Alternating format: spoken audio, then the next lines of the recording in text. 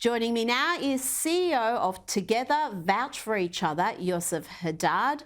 Yoseph, I'm pleased to have you back on the program, but sadly it is under such terrible circumstances. You're in Tel Aviv. There have been reports in recent hours from Tel Aviv news channel I-24 that, according to their sources within Gaza, a potential hostage release deal is currently being finalised, with Qatari mediation playing a key role. If the deal is struck, it would see Red Cross receive a group of about 50 hostages who hold dual citizenship. Well, first of all, it's unacceptable to the Israeli society here. That's for sure. We've been hearing about this, by the way. Today, Hamas released another 2 hostages. So in total, we have 4 hostages been released from Gaza. And people are talking here about releasing another 50 with dual citizenship. And the Israeli citizens here are absolutely shocked, because for them, you cannot and you shouldn't negotiate with the terrorist organization ISIS Hamas. That's their name, by the way, and everybody in the world should call them ISIS Hamas. Therefore, we urge the Israeli government and the leaders here to release or the immediate release of all the kidnapped Israelis who were kidnapped by the terrorist organization Hamas. And this is something that is widely accepted by the majority of the Israeli society. Now, let's talk about the reporting on this conflict, the unprecedented attack by Hamas and the counteroffensive by Israel.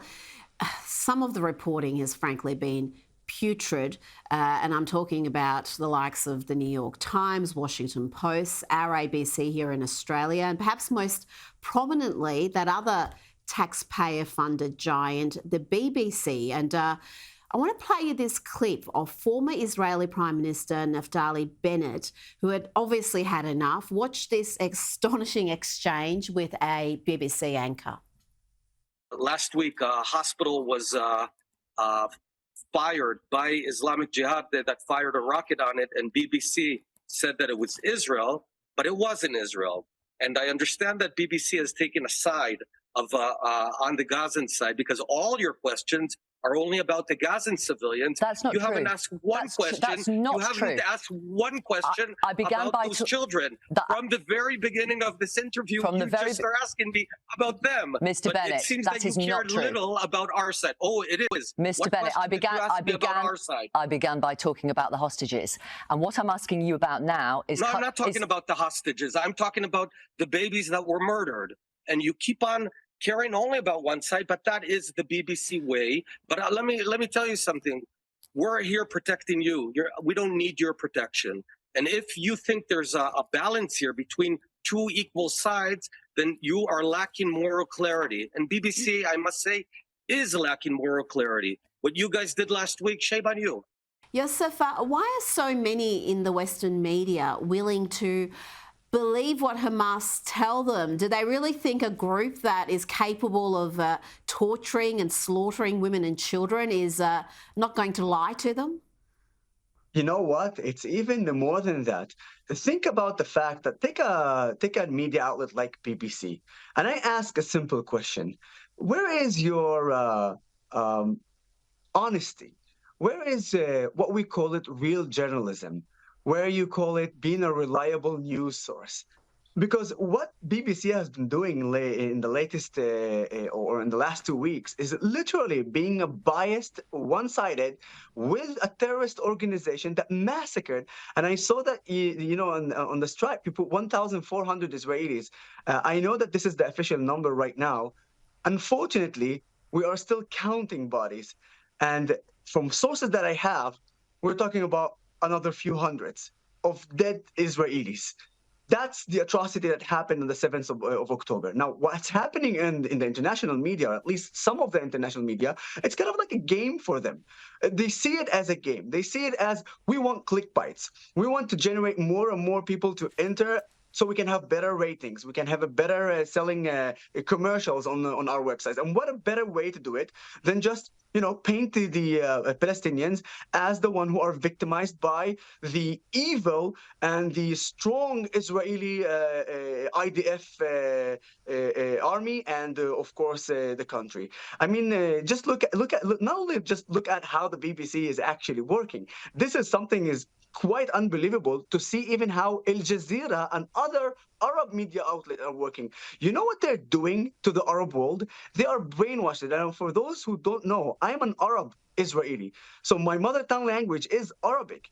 So I follow the media in Arabic. I follow the social media in Arabic. And what they're saying there is unbelievable. They're completely lying about absolutely everything. They said that Israel bombed the hospital. Until today, they haven't issued any correction.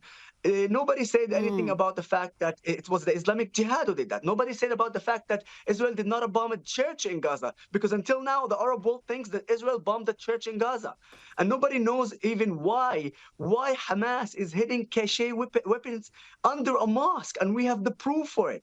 So these things we're seeing throughout the some of the international media, a lot of the Arab media, and you cannot not see that they are biased. But you know what? I'm very happy to be here. Thank you for giving me also the opportunity to send the message that Hamas is ISIS, and what they have what have they been doing for us since the 7th of October. They are making humiliating us, and they're humiliating us not because it's of course it's because of what they done on the 7th of October, but it's also because of what they're doing after that. Because after that, they're trying to paint themselves as they are a humane organization that keeps their kidnappers in a perfect conditions and try to help them. We just saw footage when they released the two elderly women. We just see them, holding their hands and walking with them, trying to manipulate the word that they are, humane. Guys, they are butchering us. They beheaded babies. They raped women. They killed Israelis. They burned them alive. They tortured they tortured families. Parents watched their kid being tortured. Kids watched their parents being tortured. And then you want to tell me, because of a footage of Hamas taking the kidnapped elderly people hand by hand, they're trying to show that they're humane. Please, if you fall for that, then you're nothing, and I apologize for my words, you're nothing but an ignorant. You're nothing but an imbecile. This is a terrorist organization. What they're trying to do is brainwash you and trying to give you the idea that they are in some way humane. They are animals. You know what? And if I'm saying they're animals, I'm actually assaulting the animals. They're inhumane, and this is what we need to do. To say for everyone in the world must understand who they are. Don't get fooled by Hamas. I beg you, don't get fooled by ISIS Hamas. They're a terrorist organization. Yes, if you attended a media briefing where the media from around the world saw the scale of the atrocities Hamas committed, the Israel government took the extreme measure of showing the world's media vision of some of these crimes that have been seen across Israel after the poor reporting, after doubts were cast about reports of decapitated babies and families burnt alive. Can you tell us about this briefing? Yes. Rita, I've been seeing a lot of bad footages in the last 2.5 weeks. I've been seeing footages that I don't wish anybody in the world, to see. But today, it was something else. And for the last 2.5 weeks, Rita, I've been very strong. I did not break. And today, when the IDF exposed a 43-minute video of a raw footage from the GoPro cameras of the terrorists, and from the CCTV cameras were in the kibbutz and in some of the houses, raw footages that were for the first time revealed by the IDF in front of 200 journalists from the international media. And what I saw there is something that I cannot comprehend. I want to talk about the horrific footage that I saw of a father running away with his two kids, barely 10 years old, trying to go to a warehouse that was closed outside of their house. But Hamas terrorists, they run after them, and in front of the two kids, they shot the father and killed him in front of their eyes. After that, they dragged the two kids inside of the house. The kid was shot in the eye. The other kid was injured. Both of them were injured badly. And the Hamas terrorists, they find time to open the fridge and drink Coca-Cola. And at that time, one of the kids shouted, "Kill me, why I am not dead?"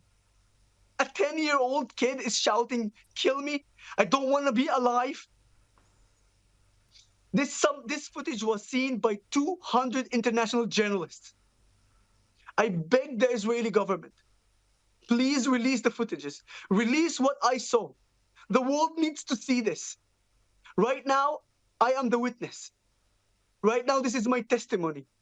But there is actually footage for that can back up everything I'm saying right now. And the world needs to see what ISIS Hamas did to us. Do you understand how it was hard to see that kid begging to be dead? He wanted to die. Do you understand, Rita? That's the reality. And then the second thing, please, that I want to share with you. Go ahead. Go ahead. The second thing that I wanted to share with you is an actual record talk between one of the terrorists while he was in the kibbutz in the south of Israel, calling his parents in Gaza. He was so happy that he killed 10 Israelis.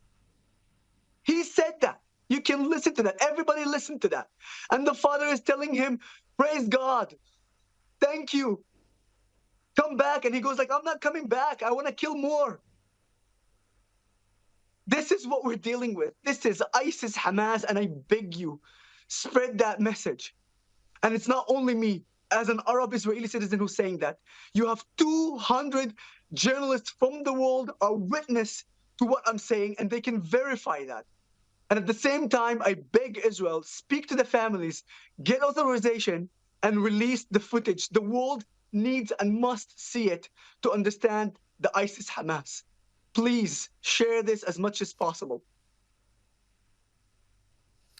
Yoseph, I can't imagine even just witnessing that footage, and those images are going to be burnt into your mind, and I feel for you, because it's incomprehensible, the cruelty that has been inflicted, unleashed on these innocent people, civilians, just on a Saturday morning.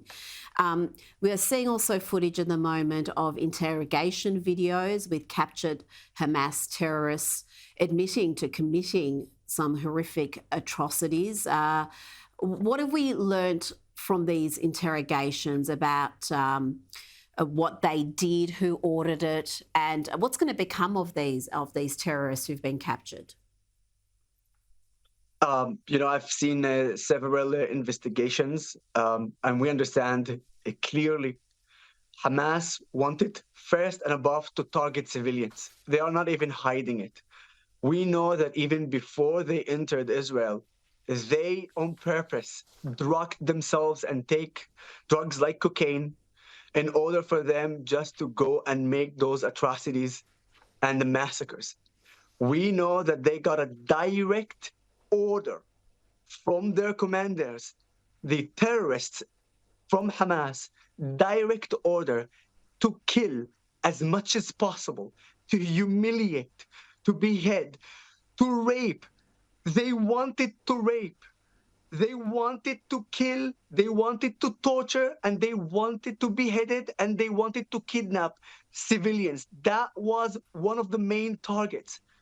And another unbelievable thing that was found in one of the USBs on the terrorist, there were their instruction in order for them to build chemical weapons in order to actually spread it in the south of Israel and later further continuing to move on to the center and even to the north of Israel.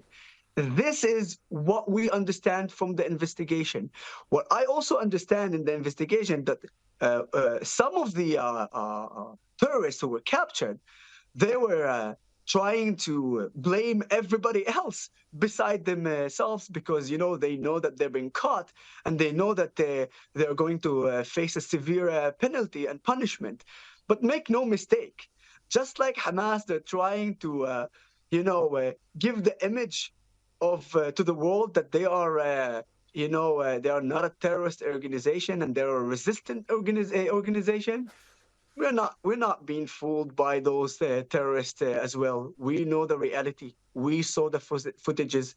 We heard the voices, and of course, we have still 200 plus kidnapped Israelis inside Gaza, and that's which brings me to my last point on that topic.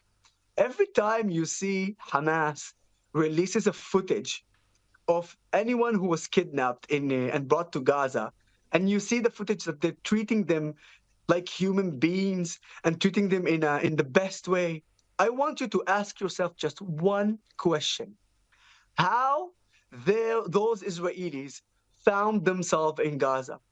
Because one of the girls that her footage was released, that she was being treated in the hospital, few hours before that, she was partying in the south of Israel. Hamas entered Israel. Hamas injured her badly. Hamas kidnapped her and brought her to Gaza. Don't get fooled by ISIS Hamas. Please look at the full picture.